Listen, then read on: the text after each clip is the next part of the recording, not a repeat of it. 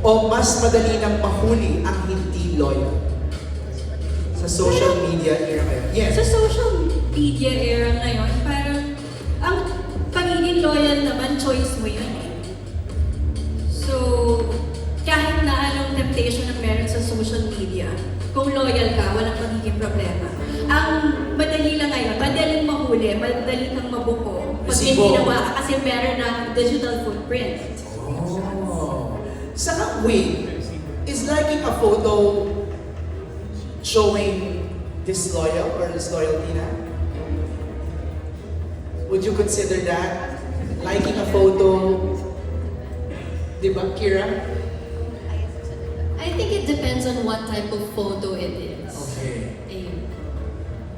Anybody? Sophia, ikaw. Alam kong nervous ka ngayon eh. So, nakaka sa kape. Pasasagutin kita. Is liking as simple as liking a photo. Liking, for me, it's alright. Pero yung following yun. Ah. The following. But yeah. Medyo. Agree ako dyan. Okay, again, others. Yung tanong, mas mahirap ba maging loyal? Janine, mas mahirap ba maging loyal ngayon? Sa era ng social media? Mas mahirap ba maging loyal? I guess kung hindi ka talaga loyal na tao, mas madaming temptation. Kasi mas nagiging accessible yung mga tao eh. Parang mas madali mo silang pwede makakonekta kasi isang DM lang or gano'n.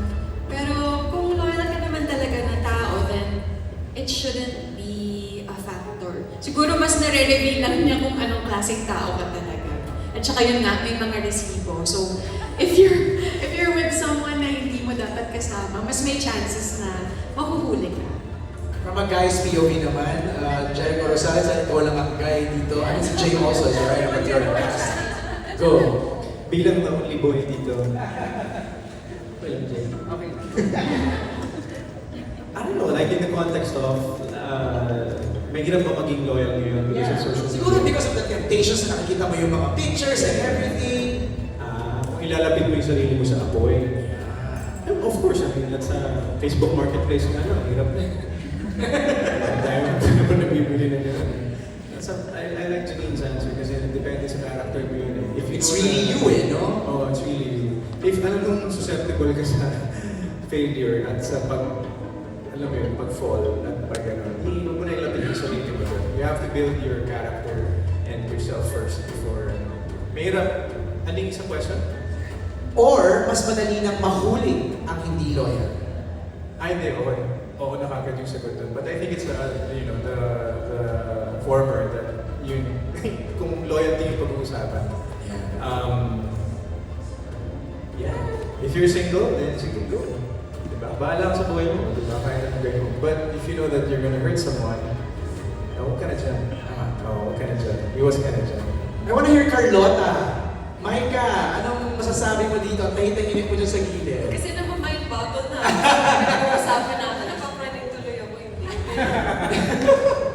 So mas mahirap ang maging loyal in this social media era? I think it's always hard to be loyal. It's just talaga, test lang ng boundaries and morals mo as a person. So, if a person doesn't want to be loyal or isn't or susceptible to being unloyal or unfaithful, siguro, kailangan pa niya maging matatag sa life.